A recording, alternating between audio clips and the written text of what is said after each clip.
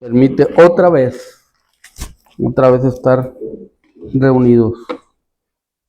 Vamos a abrir nuestras Biblias en Números 8. Números capítulo 8.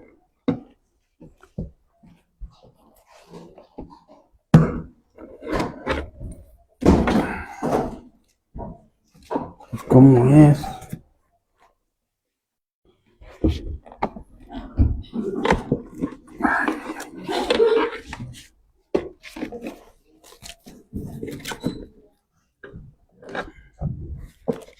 Bueno, sí, bueno.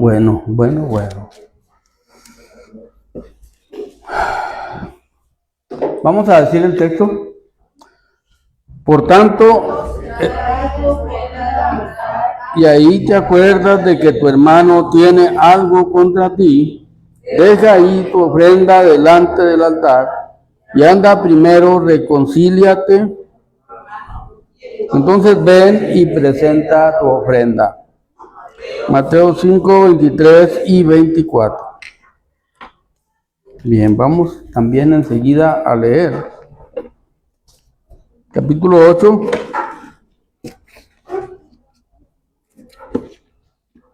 El capítulo 8 de Números.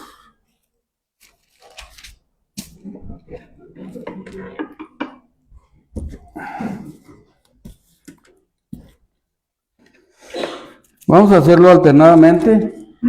Dice así la palabra de Dios. Y habló Jehová a Moisés diciendo: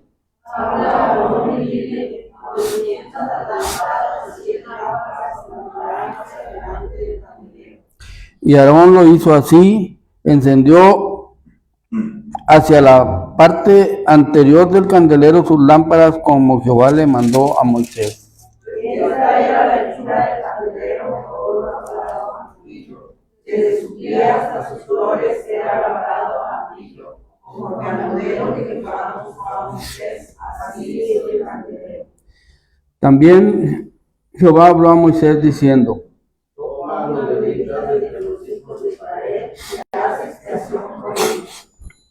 así harás para expiación por ellos.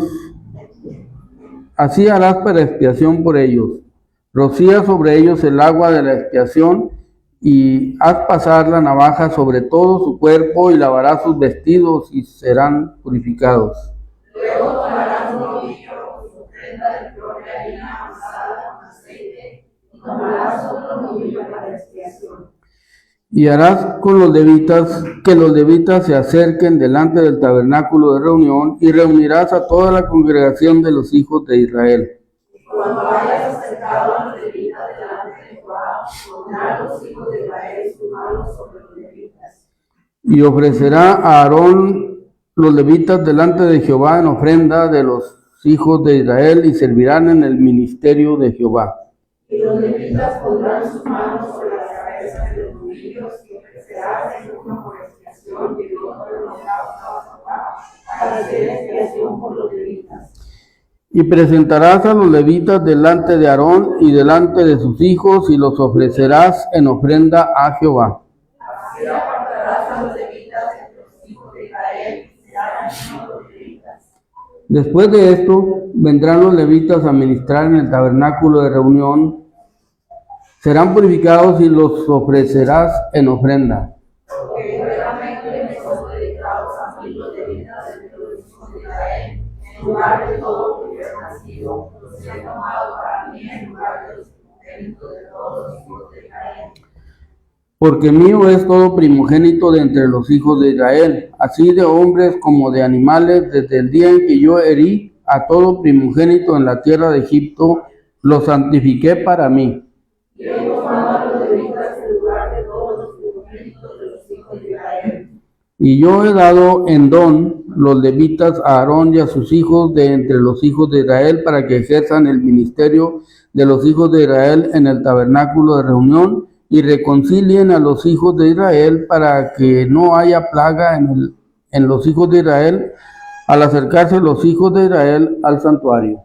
Y Moisés y Aarón y toda la congregación de los hijos de Israel hicieron con los levitas conforme a todas las cosas que mandó Jehová a Moisés acerca de los levitas, así hicieron con ellos los hijos de Israel.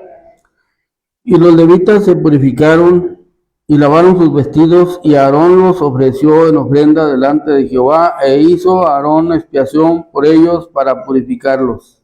Así vinieron después los levitas a ejercer su ministerio en el tabernáculo de reunión delante de Aarón y delante de sus hijos, de manera que mandó Jehová a Moisés acerca de los levitas, así hicieron con ellos. Luego habló Jehová a Moisés diciendo: los levitas de 25 años arriba harán a ejercer su ministerio en el servicio del tabernáculo de reunión. Pero desde los 50 años cesarán de ejercer su ministerio y nunca más lo ejercerán. Servirán como en el tabernáculo de reunión para hacer la guardia, pero no servirán en el ministerio. Así harás con los levitas en cuanto a su ministerio. Amén. Vamos a orar. Padre nuestro que estás en los cielos, santificado sea tu nombre, Señor, y alabado y glorificado sea, Señor, desde ahora y para siempre. Señor, sabemos que eres el único que merece la honra y la gloria y la alabanza en todo el universo, Señor. Y te damos muchas gracias porque pues nos has traído a este conocimiento por tu gracia y por tu misericordia. Pero ayúdanos, Señor, para que esa sea una realidad en la vida de cada uno de los que estamos aquí, que podamos vivir vidas, Señor, que verdaderamente te alaben, te glorifiquen, que testifique nuestra propia vida de todo lo que has hecho en nosotros, Señor. Ayúdanos para ver los intereses tuyos primero que los nuestros, Señor, porque sabemos que ese es tu propósito para bendecirnos, para hacernos partícipes, Señor, de la herencia que tienes para todos los santos. Y te damos muchas gracias por todos estos beneficios en esta hora que estamos escudriñando y leyendo tu palabra. Yo te pido, Señor, que nos hables a cada uno de nosotros, que una palabra sea para cada uno de tal manera que la podemos asimilar, recibirla y poner nuestra intención en obedecerte a través de ella, Señor. Ayúdanos, Señor, y pues así como a nosotros te pedimos que bendigas a toda tu iglesia. Sabemos que hay lugares donde están pasando situaciones muy difíciles, Señor, para los cristianos. Te pedimos que tú fortalezcas su fe hasta el final, Señor, y pues que también a nosotros aquí donde tú nos has puesto que nos ayudes para poder ser de testimonio, Señor, donde quiera que cada uno de nosotros nos movemos. Ayúdanos para estar conscientes de todos los beneficios de tu gracia y asimismo querer testificar donde quiera que nos movamos, Señor. Y pues perdona todas nuestras faltas, te lo pedimos, en el nombre y por los méritos de Cristo Jesús nuestro Salvador. Amén. Bueno, vamos a continuar con es la continuación, podemos decir, del capítulo que veíamos la semana pasada, donde veíamos acerca de la ofrenda que ofrecieron los 12 príncipes. Ahora pasa de los 12 príncipes, pasa a todos los levitas, donde todos tienen que estar preparados para el servicio. La semana pasada vimos cómo en esta ocasión, cuando ellos ofrecieron sus ofrendas y ni siquiera acercarse tan fácil. Era el único que podía acercarse, pero no podía hacerlo tan fácil porque pues la gloria de Dios llenó el templo. Entonces, pero sí veíamos que es necesario una disposición del corazón, y como estos 12 príncipes estuvieron totalmente de acuerdo en todas las áreas, ¿verdad? Estuvieron de acuerdo en la obediencia, en la adoración y en la generosidad. Es lo que veíamos la semana pasada en lo que era el culto que ellos comenzaron a llevar a cabo en el templo, aceptando su nombramiento, reconociendo su responsabilidad, cosas difíciles para hoy en día la iglesia, incluso por la degeneración que hay en tipos de enseñanzas que nosotros vemos, y pues ya no se va en el mismo orden, Por ejemplo, nosotros vemos aquí que suave fue la ofrenda de los 12 príncipes, que coordinada, cómo se pusieron de acuerdo, de tal manera que Dios se agradó de eso, y vemos que hoy en día la ofrenda ha tomado otro sentido. Ya de hecho tiene un sentido en la iglesia de hoy la ofrenda, sobre todo la ofrenda, bueno, todo junto, porque cuando se desecha el orden de Dios, pues se desecha todo. Y nosotros vemos que hoy la ofrenda, la prioridad de la ofrenda en mucha parte de la iglesia, y lo tenemos que mencionar aunque sea como muy repetitivo, porque eso es lo que estamos viviendo estos tiempos. La parte principal de la ofrenda hoy en día es el dinero. Ya no se trata como Dios pide, ¿verdad? El corazón y el alma o la mente de las personas, sino que hoy se trata más de dinero. A todos viajes que oigamos de ofrendas y de las reglas y de las obligaciones de un creyente, no se le menciona tanto que es importante que entregue su vida, que entregue su corazón. Se le menciona que entregue sus bienes. Eso es lo que estamos viendo hoy en día. Y nosotros vemos cómo Jesús le dio importancia a todo en el orden que es, ¿verdad? En el orden que es, le dio la importancia. Y vemos en el texto que teníamos para hoy, dice que por tanto, si traes tu ofrenda delante del altar, y ahí te acuerdas de que tu hermano tiene algo contra ti, ahí en el altar, y nosotros vemos aquí lo importante de lo que Dios pide, o sea, el orden. Dios no está diciendo, ofréceme una ofrenda, un holocausto, un corderito, como cosa más importante, no. Más importante, Cristo puso las cosas en orden y dijo si, por tanto, ¿verdad? Si traes tu ofrenda al altar, y ahí te acuerdas de que tu hermano tiene algo contra ti, deja ahí tu ofrenda delante del altar. Ahí que se espere, o sea, no es lo más importante. Hay un orden que Cristo dijo que hay. Dijo, ve primero, reconcíliate con tu hermano. Anda, reconcíliate con tu hermano. Y luego entonces ven y trae la ofrenda. Aquí nos da un orden de cómo son las cosas, pero este orden no se está siguiendo. Hoy en día en muchos de los lugares no se está siguiendo este orden.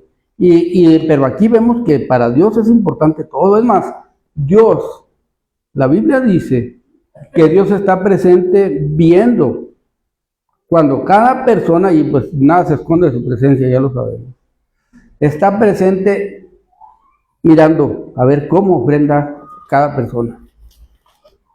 Dios no ve cuánto dinero echa, ve la intención de cada persona. Entonces, nosotros vemos esto allí en el libro de Marcos. En el libro de Marcos, capítulo 12, vemos cómo Dios le dio un orden a todo en Cristo Jesús. En Cristo Jesús Dios le dio un orden a cada cosa. Y dice aquí en el Marcos 14, 41, dice que estando Jesús sentado delante del arca de las ofrendas, no era casualidad que Jesús estuviera sentado enfrente del arca de las ofrendas. En todos nosotros tenemos una enseñanza y para que entendamos un orden de cómo es. Mirando cómo el pueblo echaba dinero en el arca y muchos ricos echaban mucho. Y vino una viuda pobre y echó 2 blancas, o sea, un cuadrante. Entonces, llamando a sus discípulos, esto no nos puede decir otra cosa, sino que Jesús nos está mandando una lección a cada uno de nosotros, desde allí, desde aquel momento, ¿verdad?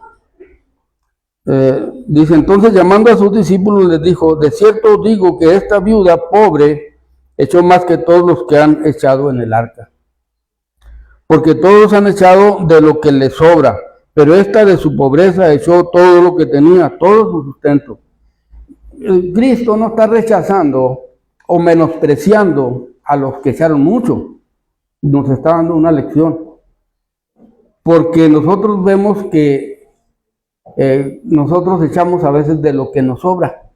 Echamos lo que creemos justo, obedeciendo a veces a la regla que dice la Biblia, que dice el apóstol Pablo, que cada uno dé como propuso en su corazón. O sea, Dios no está diciendo estos ricos no estaban agradando a Dios, no. Lo que está diciendo es quién agrada más a Dios.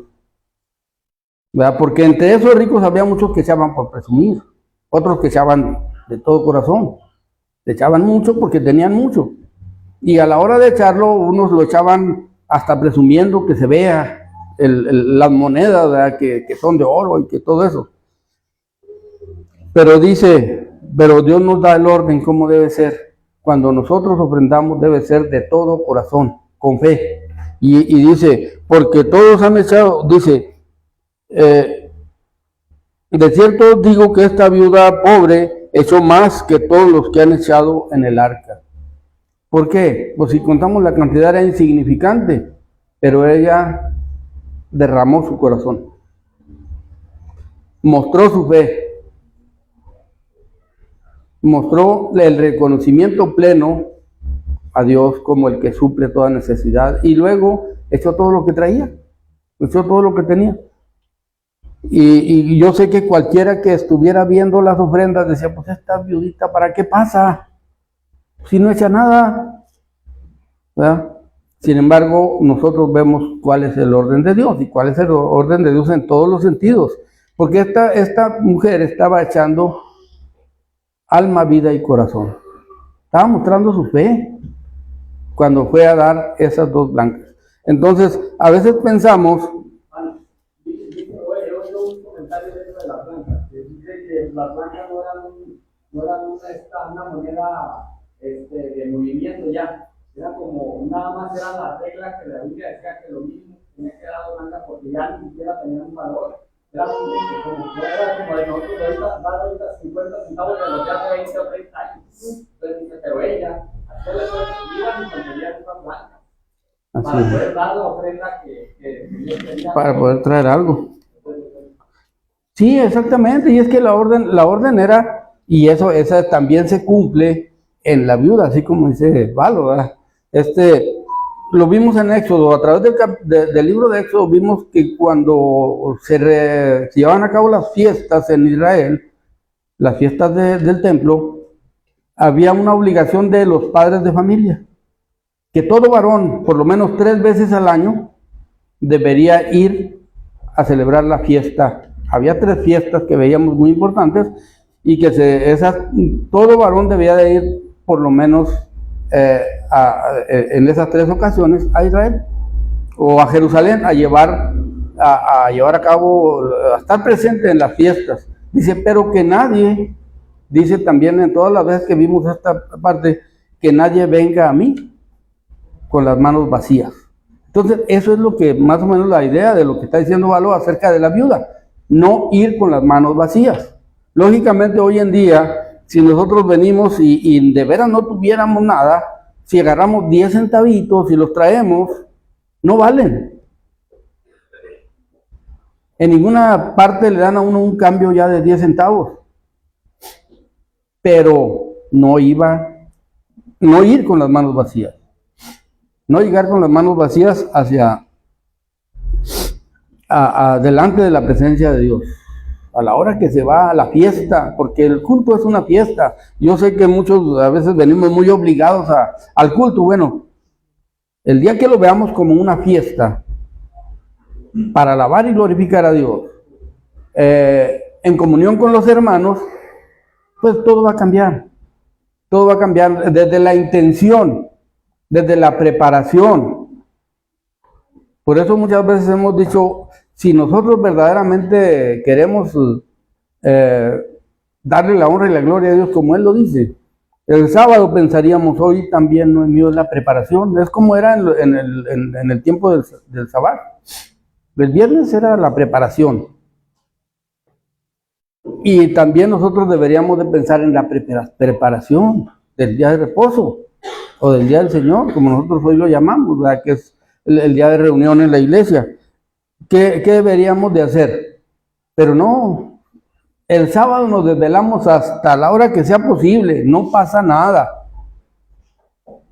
Al cabo mañana es hasta las 10 de la mañana.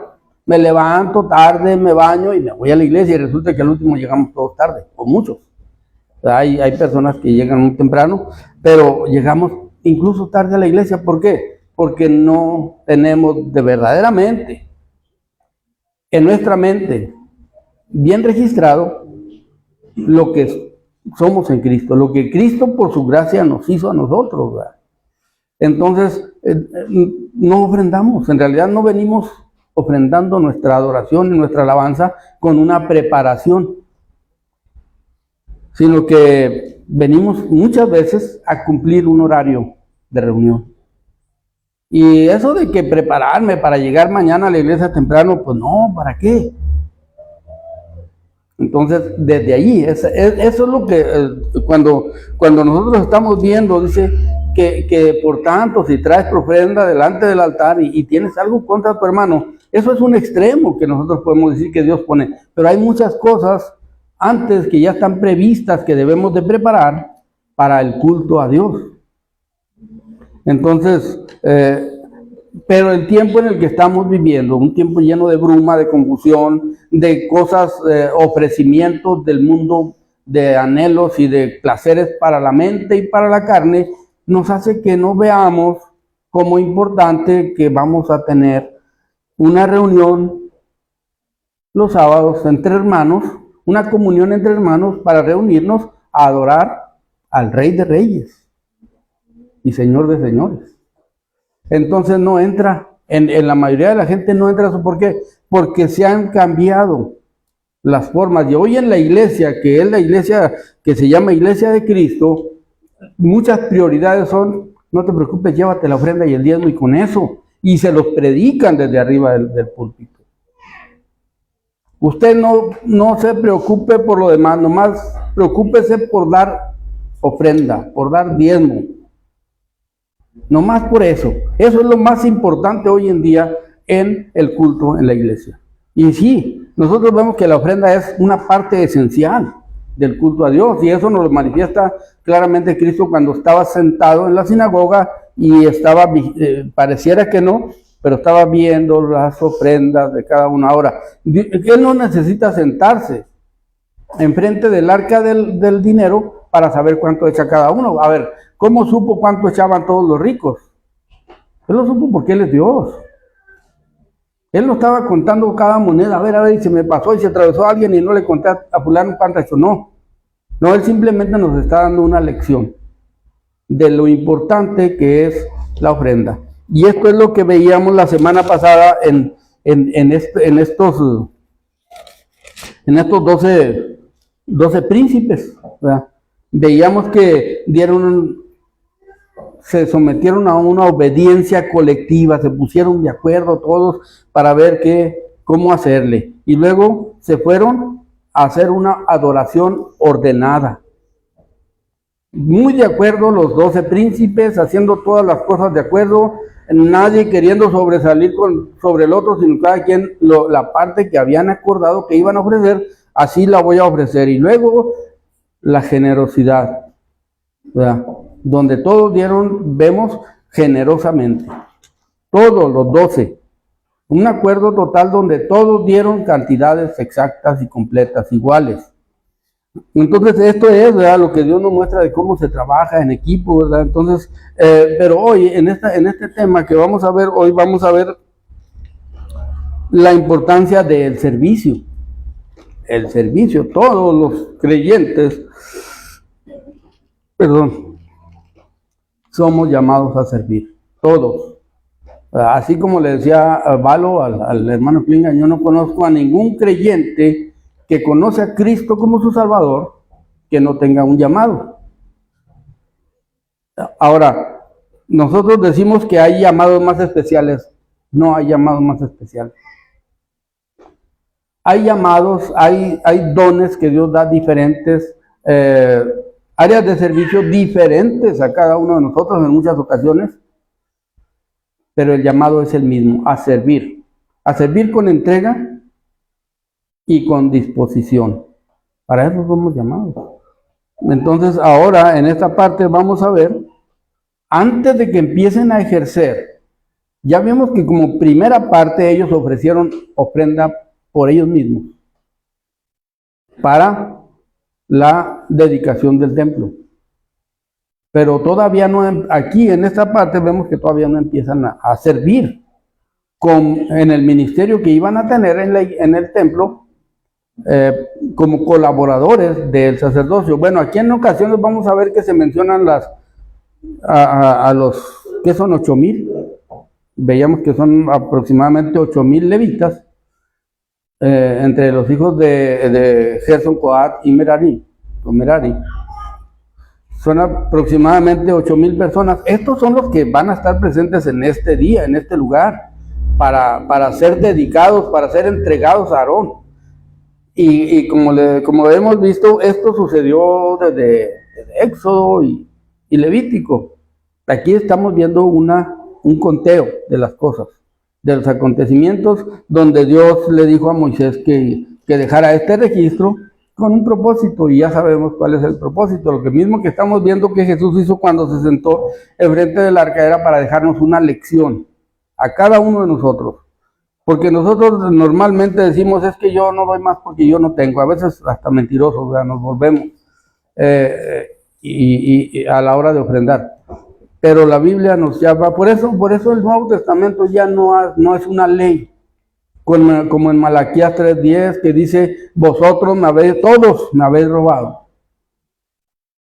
Y le dijeron, ¿en qué te hemos robado? En los diezmos y las ofrendas. Y eso lo aplican ahorita todos los de la prosperidad, aplican ese versículo para decir que se tiene que diezmar. No, la Biblia no registra eso. Esa era la ley. Por eso Malaquías les estaba repitiendo al pueblo de Israel, todos me habéis robado, porque para ellos había una ley, que tenían que dar el diezmo, y no lo daban, y no darlo era robar. Pero esa ley ya no está vigente en ese sentido. Ahora Dios no acusa a nadie de ladrón. Somos ladrones sin que nos acusen a veces, porque recibimos muchas bendiciones de dinero, de muchas cosas, y Dios no nos acusa. ¿Saben quién nos acusa? Nuestra conciencia es la que nos acusa. ¿Cuándo? Pero no nos va a acusar siempre. Va a acusarnos cuando ya hemos entregado nuestra vida, nuestro corazón, cuando ya la luz de Cristo nos alumbró a nosotros, ¿verdad? Cuando ya nos resplandeció la luz del Evangelio de la gloria de Cristo, entonces sí vamos a entender, ay, caray, pues hay mucha necesidad en la obra de Dios. Y entonces viene el texto que dice el apóstol Pablo, cada uno ve como propuso en su corazón, ni con tristeza ni por necesidad, porque Dios ama al dador alegre. Las reglas de cuánto dar, de cómo dar, esas las conocemos por el Antiguo Testamento, pero ya no son una ley que nos sentencia, no nos condena. Simplemente que si no hemos entregado el corazón de veras, nuestra vida de todo corazón a Cristo, pues no hay para qué entregar más. ¿Para qué? Entonces ahí estamos dando, en vez de ofrenda a veces, dando limosna. Eso es aparte. Pero que Dios está presente, está viendo todo, eso nos lo deja Cristo muy claro. Y todo está evaluado delante de Dios. Entonces, pero Dios a nadie le dice, te obligo, te ordeno, no. ¿Por qué? Porque Él nos dio de gracia. Y si nosotros recibimos de gracia debemos de dar. No obligados por nada. Así es que si a nosotros nos ha alcanzado media gracia, pues eso vamos a valorar, ¿verdad? Pero si nos ha alcanzado su gracia, que nos sacó de las tinieblas y nos puso en su luz admirable, entonces otro va a ser nuestro pensamiento en cuanto a todo. En cuanto al servicio, primero que nada. Servicio, entrega, comunión entre hermanos es primero. Eso es primero. Así es que si no hay eso, pues ya lo que sigue, ¿para qué le seguimos buscando? ¿Verdad? No tiene chiste. El diezmo de Levítico acabó. Dice, pero yo de los diezmos que le dio Abraham a Melquisedec. No, está bien. Está correcto que de los diezmos, nomás que los diezmos que Abraham le dio a Melquisedec era el fruto de una guerra, ¿verdad?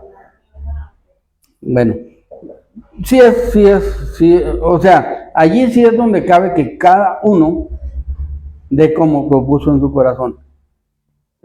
Allí para que vea que el ejemplo que tenemos que seguir es exactamente el de la palabra de Dios. Y ahí hay principios. Y eso que dice Emma es un principio que está establecido, fue antes de la ley. Entonces, allí esa puede ser una parte. Pero nosotros vemos aquí en esta parte que lo primero que hizo Dios, o lo primero que Dios le dijo a Moisés, ya aquí en Números capítulo 8, empezó dándole órdenes ya del culto en el santuario. ¿Por qué? Porque allí es donde iban a servir los levitas. Vamos a ver que los levitas sí tenían límites. Solamente Aarón y su descendencia, ellos no tenían límites en el tabernáculo, solamente el del lugar santísimo, que nada más una vez al año, y no sin sangre, entraría el sumo sacerdote. Entonces vamos viendo los límites de cada uno en el servicio. Y aquí vamos a ver, este capítulo también marca los límites del servicio de los levitas. Pero eso no hacía que no tuvieran muchísimo trabajo. Tenían muchísimo trabajo los levitas en cuanto a los holocaustos, las ofrendas, la expiación.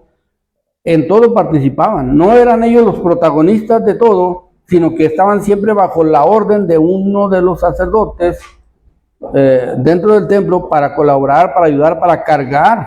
Incluso eran los que ellos eran los encargados de cargar las cosas pesadas en el tabernáculo. Ya vimos cómo se les distribuyeron las cargas en cuanto a trasladar el tabernáculo de reunión. Y cada uno tenía sus obligaciones y cada uno las iba a cumplir, y cada uno debía de ver cada una de sus obligaciones como muy, muy importantes en la obra de Dios. Aún clavar una estaca, clavar las estacas, porque cuando se quitaba el tabernáculo de reunión se sacaban las estacas, pero llegando al otro lugar había que clavarlas otra vez. Todo eso era un ministerio santo delante de Dios, importantísimo. Y entonces nosotros a veces pensamos que lo más importante era el lugar santísimo y Aarón. No, él tipificaba al más importante, que es Cristo Jesús. Pero en cuanto al servicio, todos tenían responsabilidades que debían de cumplir igual, al pie de la letra. Por eso cuando nosotros vemos a Nehemías, que lo invitan a ir a ponernos de acuerdo para hacer tratos, le decían Sanbalat y los amigos árabes, o los enemigos, ¿verdad? Porque eran enemigos, pero los amigos entre ellos, ven para que hablemos. No, dijo, yo no tengo tiempo de hablar con ustedes, dijo, tengo una obra muy importante que hacer. Y andaba poniendo adobes y piedras, era lo que andaba haciendo ahí. Pero para él eso era súper importante, porque era la obra de Dios. Entonces la obra de Dios es lo mismo. Si tenemos que poner adobes, si tenemos que poner piedras, que sacar tierra, que juntar basura, en la obra de Dios todo es importante. Y entre estos levitas había para todas las áreas del templo. Y cada uno debía de verlo tan importante que merecía una obediencia total en lo que cada uno hacía. Entonces Dios, para hacerles ver la situación, les da un orden de cómo deben de ser las cosas. Primero que nada, dice aquí que le dice a Aarón, habló Jehová a Moisés diciendo, habla a Aarón y dile, cuando enciendas las lámparas, las 7 lámparas alumbrarán hacia adelante del candelero. Esta era una orden, nadie conoce exactamente cómo era el candelero o la menorá, porque en realidad el candelero se tradujo porque acá en ese tiempo ya se usaban las velas, la candela, pues, y las lámparas alumbraban con velas en muchas ocasiones. Pero aquí en la menorá, pues sí sabemos que no eran velas, eran lámparas con aceite.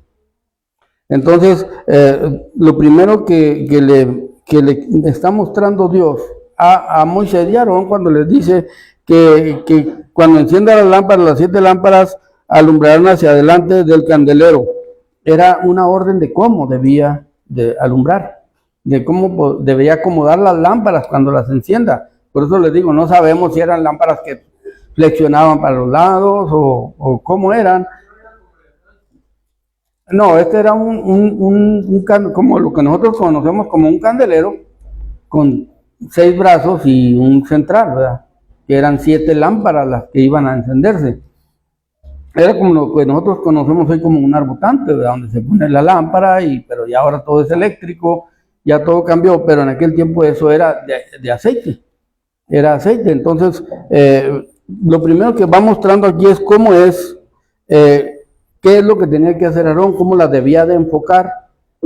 Lógicamente, al enfocarlas hacia adelante, pues iba a alumbrar la entrada y iba a alumbrar ¿cómo se llama? La mesa de los panes que estaba enfrente. Eso era lo primero, pero aparte iba a alumbrar todo lo que estaba dentro del tabernáculo. Era la única luz que había. No podía haber de ninguna forma otra luz. ¿Por qué? Porque esa luz, la menorá, representa o tipifica a Cristo, la luz de Cristo. Entonces, esa era toda la luz que iba a haber. Y como el templo era muy cubierto, sin ventanas, bien oscuro, pues esa luz era suficiente. Y nosotros tenemos esa experiencia, algunos de los que estamos aquí, porque cuando vivíamos allá en San Ignacio, municipio de Valle del Rosario, Chihuahua, allí la lámpara era la cachumba, la lámpara de la bombilla que teníamos, y hoy las veo yo, esas lámparas, y esas lámparas no alumbran nada. Hoy cuando las he visto y cuando se nos terminaba acabar la luz aquí, que era muy seguido antes, aquí en este lugar, se nos acababa la luz y no volvía.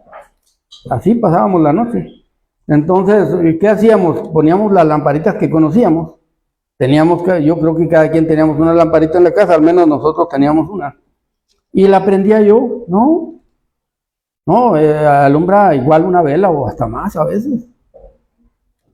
En ocasiones. Porque luego empieza a echar humo y la bombilla se tapa. Bueno, pero en San Ignacio, a la luz de esa lámpara, a la luz de una lámpara de esas que casi no alumbra nada, leíamos la Biblia. Allí leíamos la Biblia, me acuerdo muy bien. En esa lámpara. ¿Qué quiere decir? Que esta luz, al estar tan oscuro el templo, era suficiente luz. Alumbraba todo lo que se necesitaba para que nadie se tropiece cuando camina dentro del tabernáculo de reunión. Entonces, esto es lo que hacía Aarón, y por eso lo podemos decir que es tipo y sombra de Cristo, de la luz de Cristo. La menorá también es, en sí la construcción es tipo de Cristo. Pero nosotros vemos que hoy esa luz, lo que eran tipos y sombras, hoy esta luz resplandece, ¿verdad? La luz que tipificaba aquella. Entonces vemos aquí que le dice, las 7 lámparas alumbrarán hacia adelante del tabernáculo, y a Aarón lo hizo así, encendió hacia la parte anterior del candelero sus lámparas, como Jehová lo mandó a Moisés, o sea, alumbrando hacia prácticamente hacia afuera, ¿verdad? Para que a la hora que la persona entrara, ya que estuviera el día oscuro, tenía mucha luz para entrar y alumbraba todo el templo. Entonces dice que así lo hizo Aarón. Y esta es la hechura del candelero, y aquí nos muestra cómo es la hechura del candelero, para que veamos más claramente cómo tipifica, cómo es sombra de lo que es Cristo hoy para nosotros. Y esta es la hechura del candelero de oro, labrado a martillo. Desde su pie hasta sus flores era labrado a martillo. Esto es lo primero que vemos aquí. Nosotros que vemos en Cristo, cuando Cristo Jesús vino al mundo, la Biblia dice que cuando se encarnó, Él no vio el ser igual a Dios como cosa que aferrarse. Pero ¿qué iba a pasarle? Iba a recibir martillazos desde el día que naciera. Cristo, desde el día que nació, empezaron sus sufrimientos. Desde el día que fue anunciado y todo el mundo se alegró y todo el mundo se gozó, Él había descendido. Había descendido de Dios a hombre. ¿Y ahora qué iba a pasar? Iba a ser tratado como cualquier humano. Igual que cualquier humano. De tal manera que Él fue labrado, martillado, ¿verdad? Y en la culminación vemos que precisamente en la crucifixión se usó un martillo, clavos, una lanza, para que no nos quede duda de cómo fue el sufrimiento de Cristo por nosotros. No fue nada más el día que murió, esa fue la culminación, el día que fue colgado en el madero, ¿verdad? Pero Él empezó a sufrir inclemencias de las que no tenía por qué sufrir. pero Él la sufrió por nosotros. Él estuvo dispuesto, ¿verdad? Y Él dijo, he aquí, envíame a mí, sabiendo todo lo que Él esperaba. Entonces, por eso la Biblia nos relata todo lo que lo tipifica. Él da ejemplo de quién era, cómo sufrió, cómo vivió, por causa de nosotros, ¿verdad?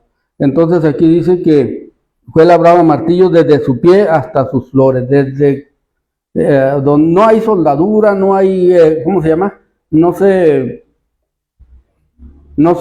coció el metal, ¿verdad? No había un molde para vaciarlo y que no se batalle. No, había que formarlo a martillo, desde su pie hasta sus flores. Era labrado a martillo. Conforme al modelo que Jehová mostró a Moisés, así hizo el candelero. Entonces, este es el orden. Pero, ¿qué es lo que pasa aquí en este capítulo?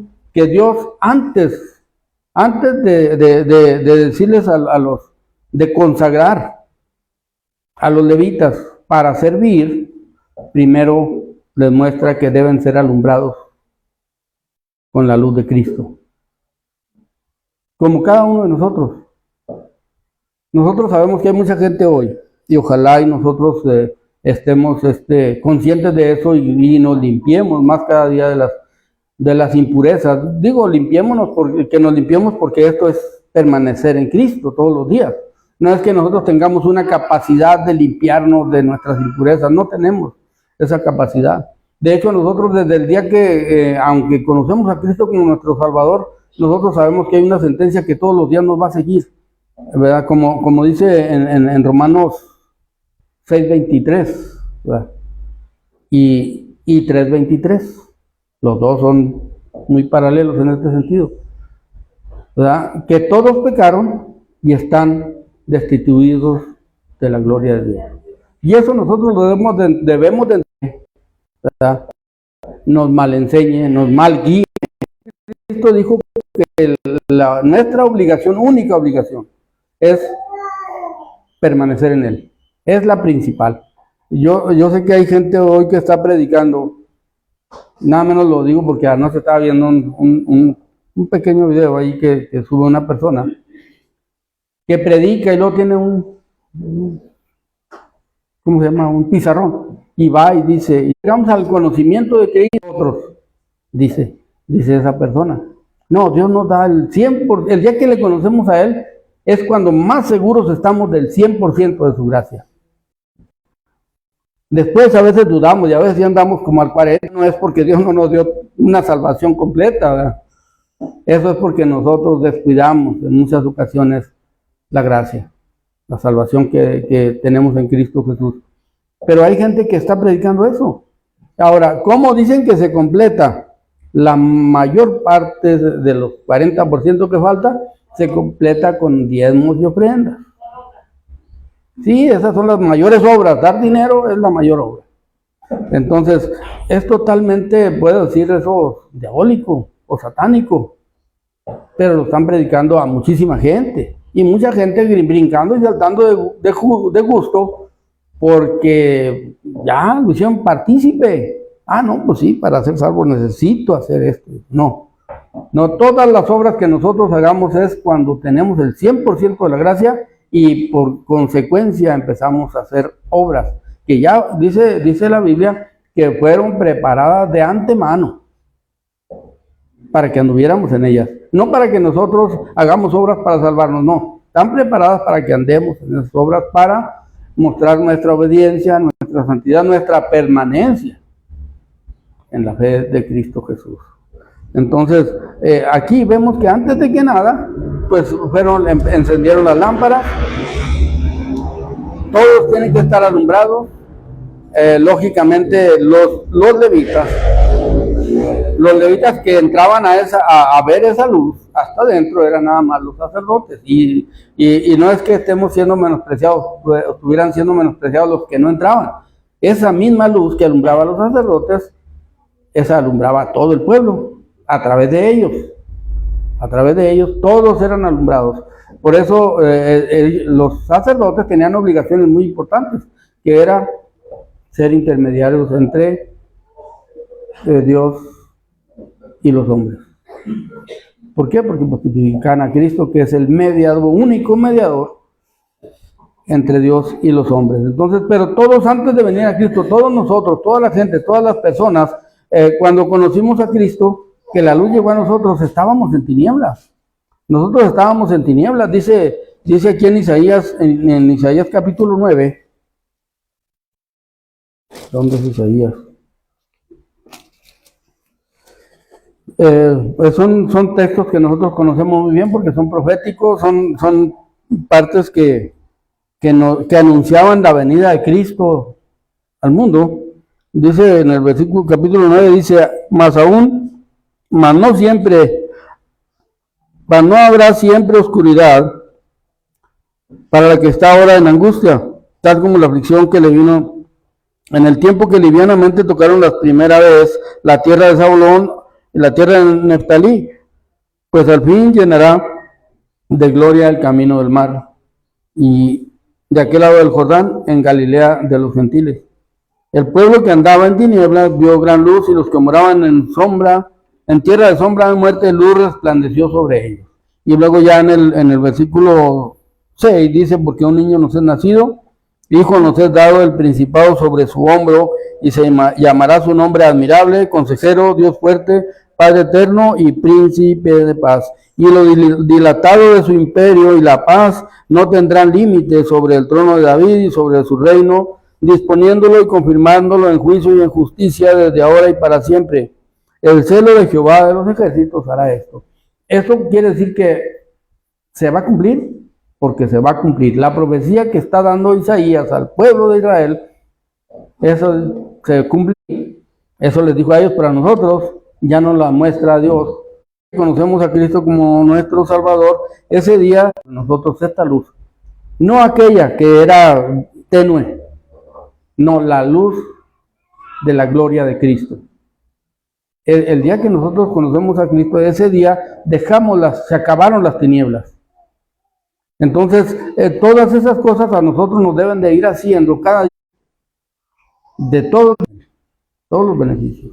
El mundo se va a encargar de querer mostrarnos todos los días cosas más atractivas, cosas más llamativas, como hizo la serpiente con Eva.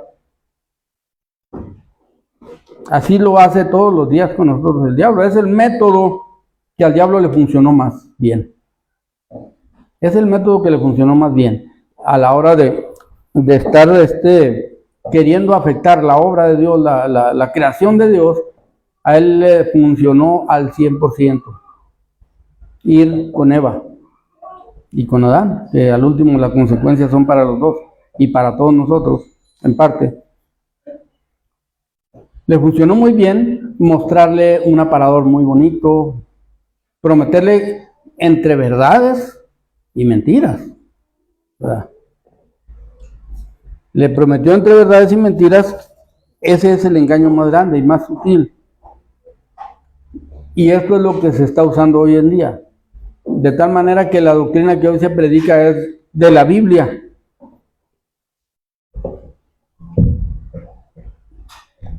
Es de la Biblia. Pero en la mayoría de las ocasiones, en muchas partes de la iglesia, no es Dios el que la está predicando. Es el diablo que está diciendo, poniendo el aparador delante de toda la gente para que la gente crea un evangelio contaminado. Un evangelio, una verdad convertida en mentira. De tal manera que nosotros lo tenemos como experiencia muy clara en nuestro México, ¿verdad? Que llegó el evangelio y no, pues la gran cosa, ¿verdad? Pero resulta que venía exactamente bien contaminado, de tal manera que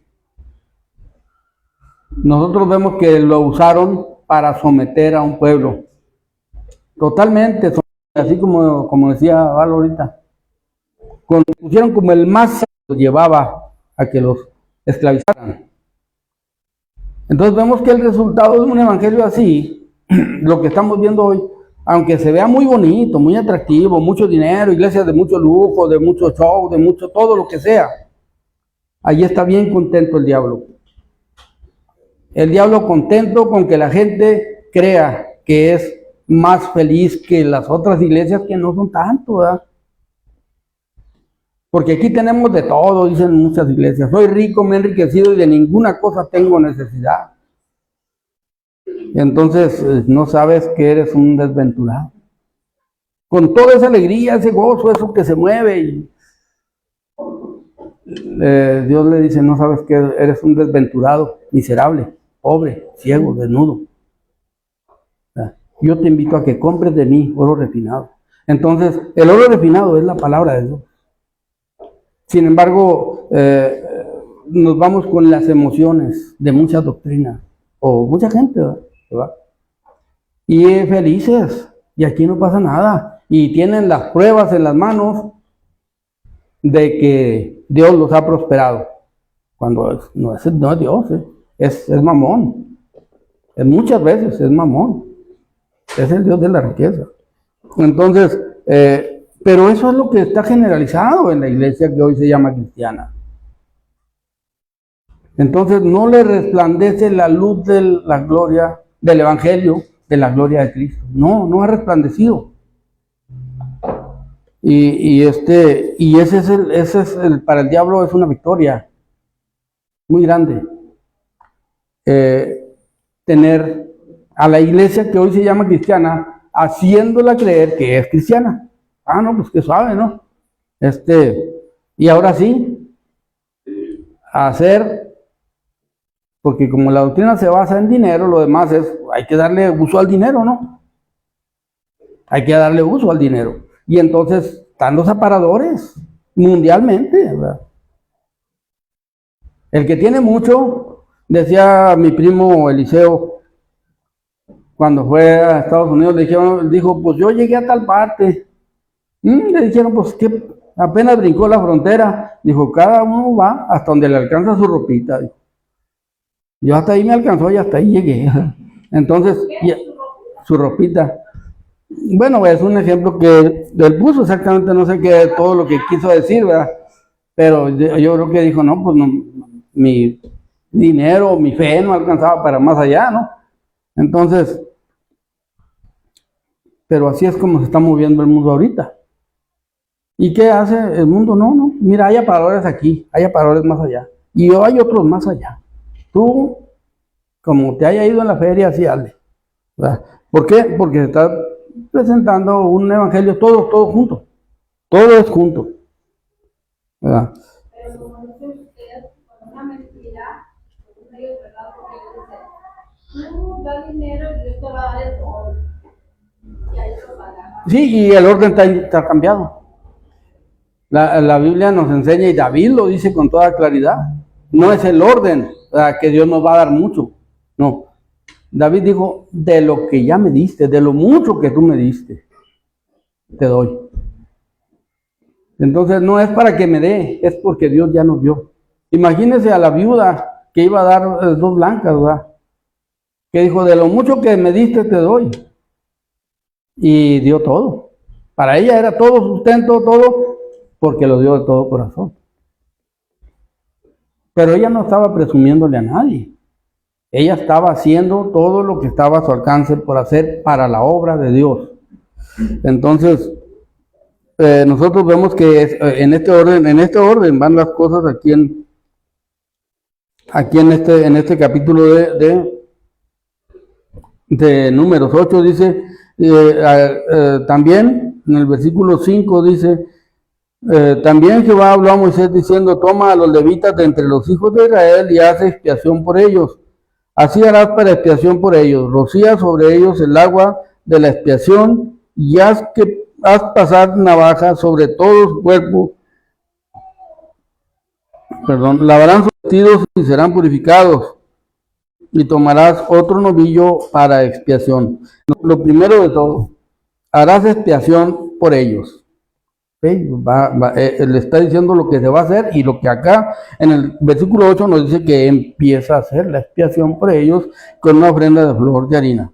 Pero antes, dice, rocía sobre ellos el agua de la expiación. Esta agua pues venía, ya sabemos de dónde tomaban el agua para bendecir y para purificar las cosas y las personas. Era de el candelero, ¿cómo se llama? La fuente de bronce. De la fuente de bronce iba, tomaba agua y rociaba. Y esto es la palabra. Esto es lo que Cristo le dijo a Timoteo, Nicodemo. A Nicodemo le dijo que el que no naciese del agua y del espíritu, y aquí tenemos el agua y tenemos el espíritu, la palabra y el aceite, ¿verdad? Que vamos a ver aquí. En la primera ofrenda que se está dando aquí.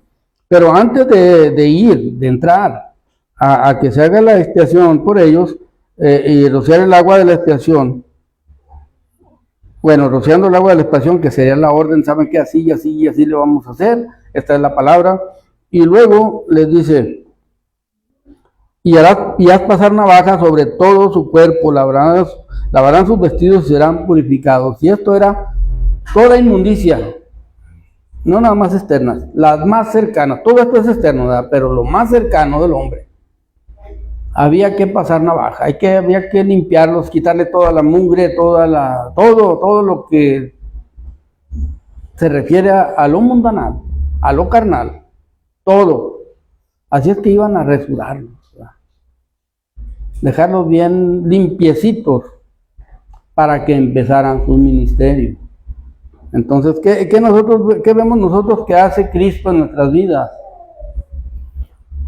Cuando Cristo viene a nuestra vida, a nuestra mente, a nuestro corazón, y hace su obra de transformación, nos quita absolutamente todo. No deja ninguna impureza, así es que es el 100% lo que veíamos ahorita. No deja ninguna impureza en nuestra vida. Nosotros no podemos decir, es que Señor, esto no me lo quitaste. Dios quita el día que una persona le entrega su corazón a Cristo, que tiene su experiencia personal con Él. Cristo inmediatamente hace una obra completa. Tan completa que ya no necesita ni siquiera bautizarse, ni no necesita ni predicar. Fíjense bien, no se necesita. Se tiene que hacer, pero no se necesita, no es una obligación, porque en muchas ocasiones, como al que estaba colgado en la cruz, ¿qué tuvo que hacer él? No tuvo que hacer nada, absolutamente. ¿Cuánta gente? O sea, no es el único, no es el único que se ha ido así. Ese es un ejemplo que veamos. Pero ¿cuánta gente el día que hace profesión de fe, ese mismo día habrá muerto? Muchos que reciben a Cristo en su vida, en un hospital, por ejemplo. A veces no hay tiempo de nada. ¿Como quién? No, bueno, el eunuco sí. No, sí, bueno. Sí, él sí dio los pasos. Pero hay gente que no tiene esas oportunidades. Entonces es donde nosotros podemos ver que la salvación es por gracia. Es por gracia, no hay obras que valgan. Si hay oportunidad, el creyente no está obligado, quiere hacer la obra de Dios. Cuando conocemos a Cristo como nuestro Salvador, y si no, acuérdense, lo primero que queremos hacer es hacer cosas para la obra de Dios. Después nos hacemos flojonazos y nos hacemos socarrones y lo que sea. Pero cuando nosotros tenemos una experiencia personal con Cristo, lo primero que queremos hacer, ni vergüenza nos da testificar el día que nos recibimos a Cristo como nuestro Salvador, ni nos da vergüenza salir y decir y hablar y querer testificarle y predicarle a la gente. ¿Por qué? Porque nos deja limpiecitos, nos deja como a un bebé. Quita toda impureza, totalmente. Cuando Cristo viene a nuestra vida, quita toda impureza. ¿De qué se trataba aquí? Es un tipo y sombra. Por eso la Biblia dice que todas estas cosas fueron escritas precisamente para eso, dice Romanos capítulo 4. ¿verdad? Dice que fueron escritas para nosotros, para que nosotros aprendamos de estas lecciones, ¿verdad? Lo que Dios quiere, lo que Dios pide de cada uno de nosotros. Ahora, la Biblia es muy extrema. en ese sentido. Hoy nosotros ni vivimos vidas tan extremas, ni predicamos cosas tan extremas, pero la Biblia es extrema.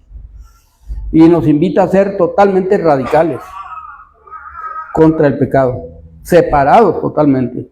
Pero, ¿qué hacemos? No lo hacemos. ¿Qué tenemos que reconocer todos los días? Que todos pecamos, que estamos destituidos de la gloria de Dios. ¿Verdad? ¿Y qué hacemos en lo referente? ¿A qué nos impulsa a entender que estamos en una condición de pecaminosidad? Nos impulsa a acercarnos a Dios. Como dijo Santiago, ¿verdad? Santiago 4:8 dice, acercaos a Dios y Él se acercará a vosotros. ¿Verdad? Pecadores, limpiad las manos. ¿Qué quiere decir? Nosotros somos pecadores. Mientras estamos en esta carne, yo creo que nadie conoce a una persona, aparte de Cristo, a ningún humano, que no sea pecador. Todos somos, y todos los días, ¿sí? No es una vez, todos los días pecamos. Nuestra mente divaga, nuestro trato con las personas no es tan cordial como debiera de ser, como para estar mostrando un testimonio de fe. Eso debería de ser. El trato con cada persona, cada uno de nosotros, en cada una de las acciones de convivencia, lo que debería es mostrar fe. Y como ejemplo tenemos al único que hizo eso, a Cristo. Bueno, hay un ejemplo aquí que se me deja la mente muy palpable. La mujer samaritana, cuando le dice, si tú supieras quién es el que habla contigo, tú le pedirías. Si tú supieras quién es el que tú le pedirías, te daría. Y luego nosotros nos vamos hasta al que estaba allá a un lado de la cruz. Él sabía quién era, por eso le pidió. Entonces ahí se cumple completamente lo que tú le dices a la mujer samaritana. Así es. No necesitaba hacer nada. O sea, si tú supieras quién es el que habla contigo, tú le pedirías. Entonces, el ladrón que estaba a un lado con Jesús sabía quién es el que estaba con él, nomás se necesitaba saber. Y tú le pedirías, entonces le pidió, acuérdate de mí cuando venga en tu reino, no más eso. Así es. Y vemos la petición de ese hombre ahí colgado. ¿Cuál fue su petición? O sea, él pidió exactamente lo que debía pedir. ¿Quién lo guió a pedir eso? El Espíritu Santo. Dice la gente católica, San Dimas. Pues no sé si sería el bueno, sería Dimas o sería Gestas, ¿verdad? Pero sí, pues ellos dicen que es Dimas, ¿no? La Iglesia Católica dice que Dimas es el que se arrepintió, ¿verdad? Nosotros traíamos un compañero que así se llamaba Dimas, ¿verdad? Y este dijo un día, pues le ofrecieron por ahí una botella de vino y era alcohólico. Él era alcohólico. Pero como iban él y creo que Isaac iba con él, dijo, no, nosotros no podemos agarrar la botella de vino porque somos hermanos de Jehová. Somos hermanos de Jehová. Sí, pues él sabía que éramos cristianos y él no sabía cómo expresarlo, ¿verdad? No, digo, porque nosotros no podemos agarrar la botella. ¿Por qué? Porque él, como yo lo mandé a entregar un carrete que me había pedido esa persona, y lo llevaron entre él y Isaac, y lo entregaron y les querían una botella de vino, y dijo, no, esa no la podemos agarrar porque somos hermanos de Jehová. Entonces él era Dimas, y era alcohólico, pero sí tenía cordura, porque dijo, no, si voy con una botella me van a regañar allá también. Entonces, nosotros vemos que aquí va el orden, y donde Dios nos va mostrando que desde el Antiguo Testamento, Él ya tiene, el plan de Dios es completo y es perfecto. Entonces dice que y haz pasar navaja sobre todo su cuerpo y lavará sus vestidos y serán purificados. Luego tomarán un novillo con su ofrenda de flor de harina amasada con aceite y tomarás otro novillo para expiación. Nosotros ya vimos anteriormente que la harina flor, la que se presentaba, era tan limpia que también presenta o tipifica la limpieza, la pureza de Cristo, ¿verdad? La harina, eso representaba la arena para la ofrenda que se hacía, pues era un pan, ¿verdad? Se hacía pan en ocasiones. Entonces dice, y amasada con aceite. Aquí tenemos ¿qué? Tenemos a Cristo y tenemos también el Espíritu Santo. Nosotros sabemos que la Biblia en el Nuevo Testamento nos muestra que el que nos guía a toda verdad y a toda justicia es su Espíritu Santo. Cuando Cristo fue crucificado, estaba en la cruz, y nosotros podemos ver la menorá, donde se manifiesta la luz de Cristo, como ahí todo se transforma. En este punto la menorá tipifica la cruz de Cristo, donde Cristo fue colgado. Donde el menorá queda atrás. ¿Por qué? Porque nosotros vemos qué forma tenía.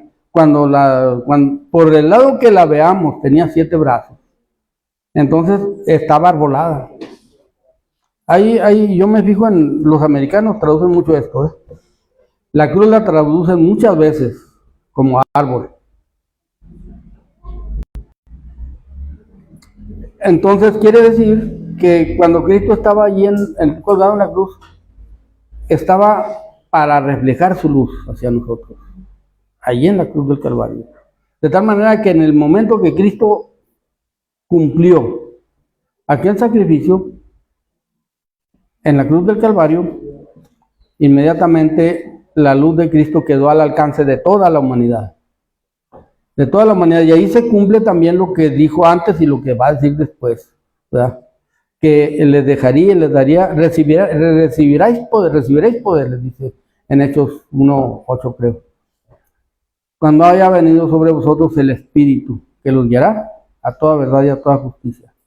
Ya hoy, y aquí vemos que aquí está tipificado todo lo que el ser humano necesita. Así como en el capítulo anterior vimos que para ejercer un ministerio equipó a cada tribu con lo que necesitaba para llevar a cabo el tabernáculo de reunión, para trasladarlo, y que nosotros decíamos, no, bueno, lógicamente cualquiera que ve que le dieron 6 carretas, decimos, no, pues 2 para Gersón, 2 para Coat y 2 para Merari, pues es lo más equitativo que nosotros podíamos ver. Pero Dios no ve como vemos nosotros. Entonces Dios ve las cosas de otra forma, pero los equipó a cada familia para el servicio que necesitaban hacer.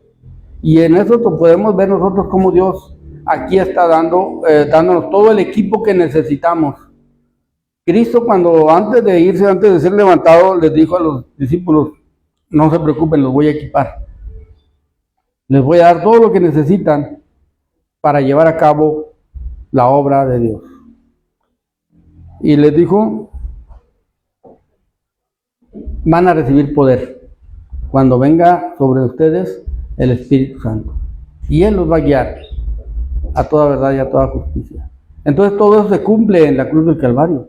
Todo completamente se cumple en Cristo en la cruz del Calvario. Y siempre vamos a ir viendo que la gracia de Dios nos alcanza al 100%. Y es por Él. Porque nosotros vamos a seguir siendo pecadores. Ya no vamos a ser los pecadores que éramos antes, lógicamente, como dice el apóstol Juan, que él dice que los cristianos no pecan. Sí, es cierto que no pecamos, como pecan los perdidos que andan en los vicios y en los asesinatos y en los robos y todo eso, que no les importa la vida de los demás. Ya ese pecado un cristiano no lo tiene, pero no dejamos de traer esta naturaleza que todos los días jala hacia las cosas de esta vida y de este mundo, todos los días. Y cada segundo de nuestra vida, el mundo va a estar jalando, va a estar invitando. Y ¿saben qué? Nos va a estar convenciendo muchas veces de hacer cosas que no le agradan a Dios.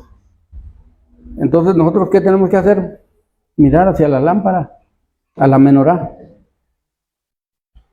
Porque ahí es donde está la luz. ¿Verdad? Ahí es donde resplandece la luz de Cristo. Y dice en 1 Corintios,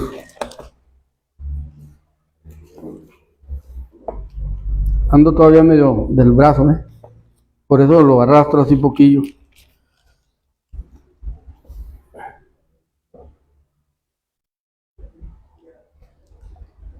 Bueno, en 1 Corintios dice estas cosas les acontecieron como ejemplo y están escritas para amonestarnos a nosotros, a quienes han alcanzado los fines de los siglos. Así es que el que piensa estar firme, mire que no caiga, porque no nos ha sobrevenido ninguna tentación que no sea humana, pero fiel es Dios, que no nos dejará ser tentados más de lo que puede resistir, sino que os dará también juntamente con la tentación la salida para que podáis resistir. Y luego ya da un montón de ejemplos. Por tanto, hermanos, huyan de la idolatría, y como a sensatos hablo, juzgad vosotros lo que digo. Entonces, todas estas cosas para nosotros son ejemplos que nosotros debemos seguir. ¿Verdad? Y dice en 2 de Corintios, capítulo 4, que es la que andaba buscando,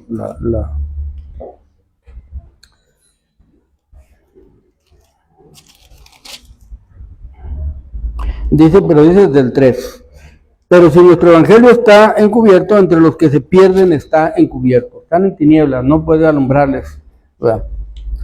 En los cuales el Dios de este siglo cegó el entendimiento de los incrédulos para que no le resplandezca la luz del evangelio de la gloria de Cristo, el cual es la imagen de Dios. Porque no nos predicamos a nosotros mismos, sino a Jesucristo como Señor y a nosotros como vuestros siervos por el amor de Jesús. Porque Dios, que mandó que de las tinieblas resplandeciese la luz, es el que resplandeció en nuestros corazones para iluminación del conocimiento de la gloria de Dios en la faz de Jesucristo. Entonces vemos que lo que sucedió en la cruz del Calvario nos transfiere de aquellos tipos de luz que estaba medio sombrío a la luz de Cristo. Y esa es la que nosotros tenemos hoy, y esa es la que tenemos aquí por su palabra. Y nosotros vemos que esta parte es importante que nosotros lo entendamos y que lo llevemos a cabo, que lo pongamos en práctica. Porque no es lo mismo saber que Cristo salva y que nos ha salvado, porque no nos va a pasar lo que le pasó al que estaba colgado en la cruz sin saber, sin hacer nada. Si Dios nos da vida, nuestro anhelo y nuestro deseo continuo, ¿qué debe ser? Su palabra. Ese es el anhelo del creyente. Conocer más su palabra. Ser rociado por esta palabra. Todos los días. Para traer ¿qué? Enseñanza o dirección nueva cada día. Por eso podemos acomodar lo que dice Jeremías, ¿verdad? Que nunca decayeron sus misericordias y que nuevas son cada mañana y que grande es tu fidelidad. Y debemos decir, como decía él, mi porción es Jehová, dijo mi alma, por tanto en él esperaré. Entonces eso es de cada día, es de cada momento de nuestra vida. Pero el mundo nos tiene a veces tan convencidos que no es un anhelo continuo y constante. A veces no es un anhelo continuo y constante. Miren, el mundo hoy en día nos muestra un montón de cosas para que no lleguemos a la Biblia, para que no nos acerquemos, ni siquiera acercarnos a la Biblia. Y nos muestra entretenciones todo el camino, diversiones todo el camino, todo el día, a toda hora. Nos deja, su aparador lo traemos en la bolsa. Su aparador, a veces del mundo, lo traemos en la bolsa. ¿Y saben qué hacemos? Nos ponemos a verlo. Ahí podemos perder horas. Eso nos muestra a nosotros. Por eso la Biblia dice, escudriñaos a vosotros mismos si estáis en la fe. Eso nosotros debemos de estarnos revisando cada día, cada momento. Estos personajes nosotros los vemos cumpliendo todo. Aquí los vemos cumpliendo todo, siendo preparados para ir a un desierto donde no cumplieron casi nada. Y eso es lo curioso, ¿verdad? Que ellos, como el apóstol Pablo les dijo, creo que a los Gálatas, si corrían bien, ¿quién los fascinó? Porque cuando nosotros conocemos a Cristo y hemos tenido experiencias y tenemos experiencias en Él, nuestro anhelo es tener tiempo para escudriñar su palabra. Nuestro anhelo es tener tiempo para orar. Pero, ¿qué tan cierto es que ya en la trayectoria de la vida como cristianos sigue siendo nuestro anhelo tener tiempo para orar? A lo mejor tenemos muchos anhelos, pero ahí los dejamos, como decía don Ramón, ¿verdad? No es que no me guste el trabajo, ¿qué decía? No me acuerdo qué decía del trabajo, pero al último resulta que de todas maneras no quería trabajar, ¿verdad? Entonces, eso nos pasa muchas veces a nosotros, que sí tenemos anhelos, sí, yo quisiera, pero no tengo tiempo, nunca tenemos tiempo. O muchas veces se tarda mucho para tener tiempo de que queramos investigar, hacer y querer hacer la obra de Dios. Entonces a veces andamos queriendo hacer la obra de Dios sin luz, sin la lámpara prendida, sin la lámpara encendida, y luego nosotros... Lo que el predicador dice que hablaba estaba predicando, estaba tomando responsables excelentes, estaba contando dinero. Ándele, sí, eso es, aunque es una plática justa esa del hermano Kiko, ¿verdad? Eso es lo que nos pasa a nosotros, siempre estamos viendo qué puedo hacer, qué me falta hacer en lo secular. Pero a veces en escudriñar, en las cosas espirituales, no es tan fácil. Entonces vemos que sí es importante. Lo que le está diciendo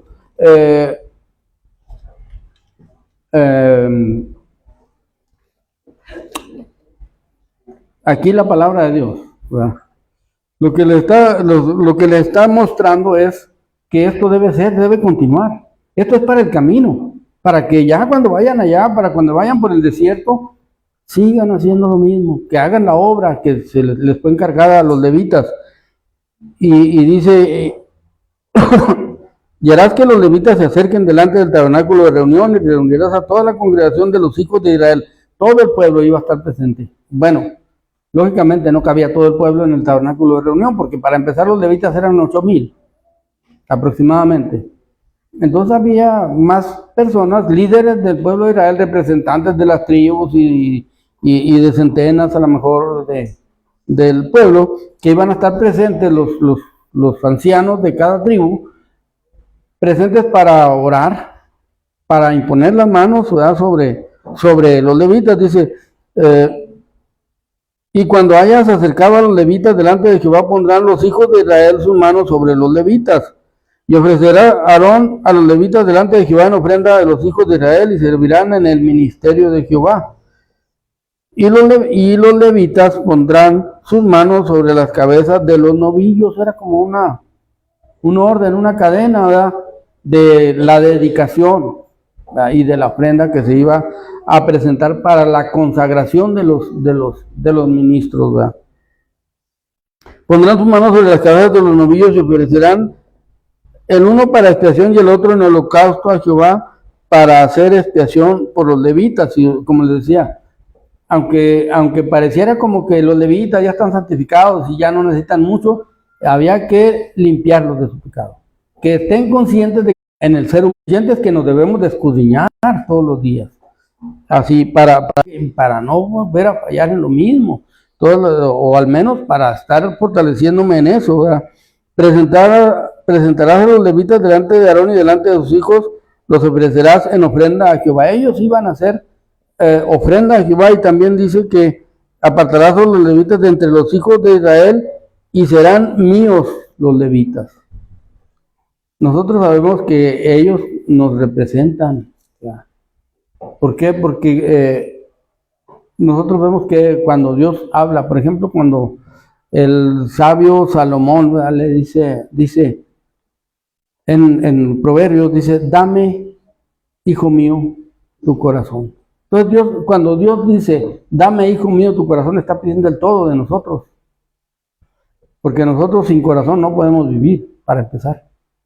Entonces está pidiendo todo lo que es cada quien, en mente, alma, cuerpo, todo pide Dios de nosotros.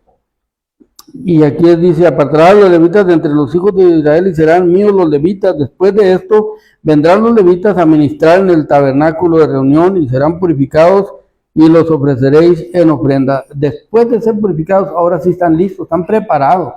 Ya vieron la luz, ¿verdad? Ya fueron equipados para servir en el ministerio del templo y ahora sí están listos para ofrecer, ¿verdad? Bueno, purificados y los ofrecerás en holocausto, porque enteramente me son dedicados a mí los levitas de entre los hijos de Israel.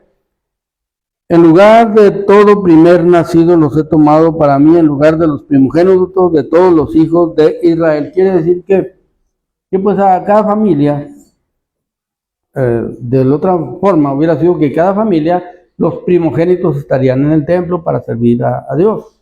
Pero entonces Dios le dijo, mira, vamos a hacerle así. Todos los levitas los cambiamos por los primogénitos, ¿verdad? Y todos los levitas me van a servir a mí. Y son míos, porque mío es todo primogénito de entre los hijos de Israel, así de hombres como de animales, desde el día en que yo hería todo primogénito en la tierra de Egipto y los santifiqué para mí. Y he tomado los levitas en lugar de todos los primogénitos de los hijos de Israel.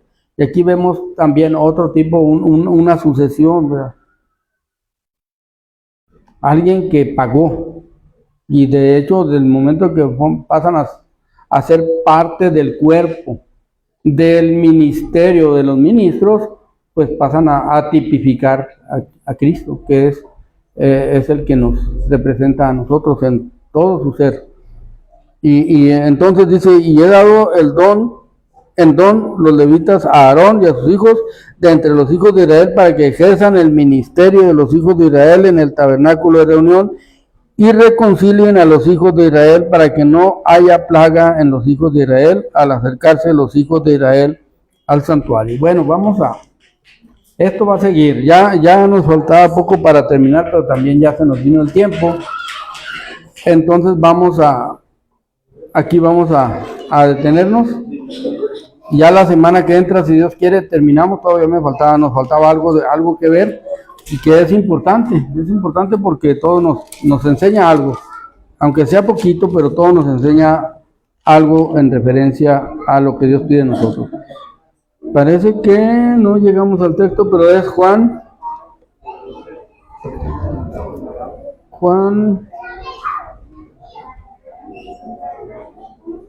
3. Juan 3, 20 y 21. Va a ser el texto de la semana que entra.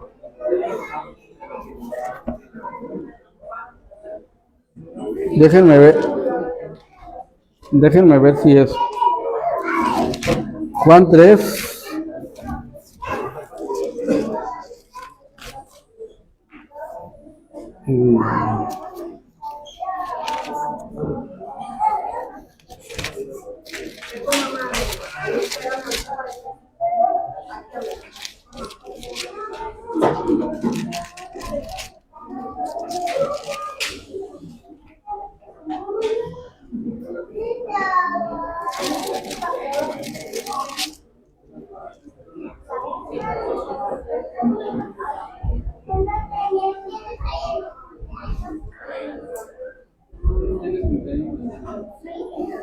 Bueno, vamos a ver ese. Si no es ese el que traía, al rato le doy otro, se lo cambiamos. Pero si no, ese va a ser Juan 3, 20 y 21. Dios les bendiga y les vamos a dejar el lugar a la